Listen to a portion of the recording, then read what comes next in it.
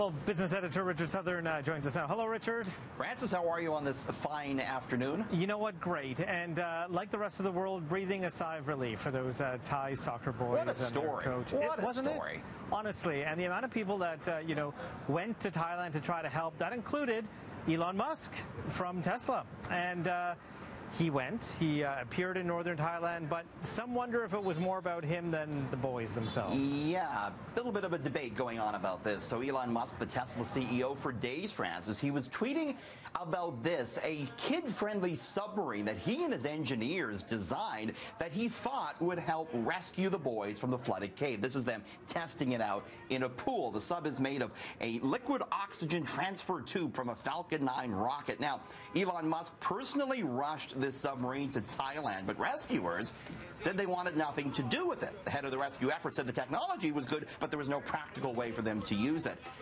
Musk had a tweet and he said, mini sub ready if needed. It's made of rocket parts. Named the Wild Boar after the kids' soccer team, leaving it here in case it may be useful. Thailand is so beautiful.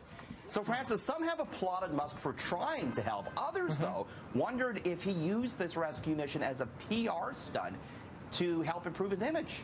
What do you think? Well, he certainly got a lot of tweets. And, I wondered because on Sunday when they had already started the first rescue, he was still testing it in L.A. in the pool and tweeting out video of it. So it does make you wonder. But you would hope that his intentions were actually genuine. I hope so. I'm going to give him a pass on this one. I actually like Musk because he tries to do innovative things. He's pushing the boundaries, and I'll always give him credit for that as a CEO. Sure. Amazon is expanding its footprint in Canada, creating a lot of jobs in the Ottawa area. Yeah, so Amazon opening a fulfillment center, as they call it, in Ottawa. It'll create 600 jobs.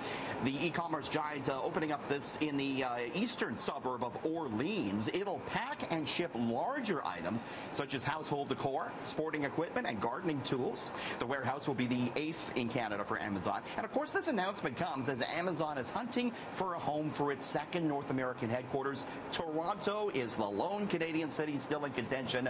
And Francis, Amazon promising to reveal which city will win that headquarters by the end of the year. Oh, interesting. We'll see. Cineplex continuing to diversify its business beyond movies now. It's teaming up with a virtual reality company to come out with new VR experiences. Yeah, I actually think this is really neat. They're teaming up with a company called The Void, and what they do, they put users in these VR goggles, but then have them walk through a maze-like structure. It's so you can interact with things that you're seeing in your goggles. You can actually reach out and touch things. And when there's a blast of air like that, you'll actually feel a real blast of air. If there's a scent, you'll smell that actual scent. So they have the rights to Star Wars and for Ghostbusters to be able to progress through these movies in a virtual reality space.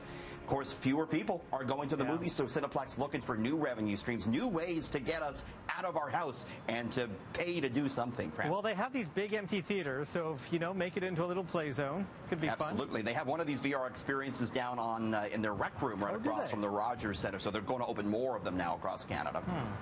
Well, the world has way too much sugar, Richard. I don't know if that's a problem, but apparently it is because I guess so many of us are shying away from it, but there's a glut of the sweet stuff out there. Yeah, slowing demand for sugar, but surging production has made sugar the worst performing commodity of 2018. The wholesale price for it down 25% so far this year. Consumers have become increasingly aware of the health problems associated with sugar. Food and beverage companies eager to tout products now that have little or no sugar. At the same time, though, production is booming. Farmers in Thailand collecting massive sugar crops in the past year. Of course, sugar has been shown to increase the risk of obesity, diabetes, and heart disease in many cities and regions, putting a tax on it these days, Francis. Well, you haven't been imagining things. Airline bathrooms are getting smaller, and here I thought they were just cramping the bathroom so, no one would join the Mile High Club. But apparently, maybe it's something else. Yeah, it's going to be hard to join that club in something like this. This is from the new 737 MAX that's coming out. Airline lavatories are indeed shrinking. it's as airlines try to squeeze more seats into the planes to meet increasing travel demand. We know how the seats have shrunk and the legroom has disappeared. Now it's the washrooms' turn to shrink. So airlines are retrofitting older aircraft and ordering new ones with really tiny lavatories in an effort to squeeze an extra row of seats into the plane. Now, they're only about 3 to 4 inches smaller than what we're used to, but the lavatories are already pretty tiny to begin with. So, you know, this has angered flight crews. It's also angered travelers, especially parents, Francis, that need to go in with their kids or need to change a diaper in there. It's very difficult nowadays. Yeah, no kidding. Soon they'll be putting seatbelts on those toilets and then selling the seat as a... The lavatories. Hey, it's a private room. How about a private room? Your private suite. Sign me up. Yes.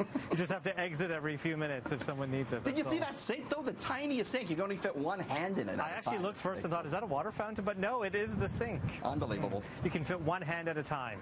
Yeah. The price of gas is going to be on the move tonight. Where's it going? Yeah, it's going up, unfortunately. About 2 cents a liter at midnight tonight. That'll bring the average to $1.37.9. The price of oil trading above $74, with some experts thinking oil could cross $100. So upgoing gas tonight, Francis. All right. Thank you, Richard. See you tomorrow. We'll see you tomorrow. Here's Janella.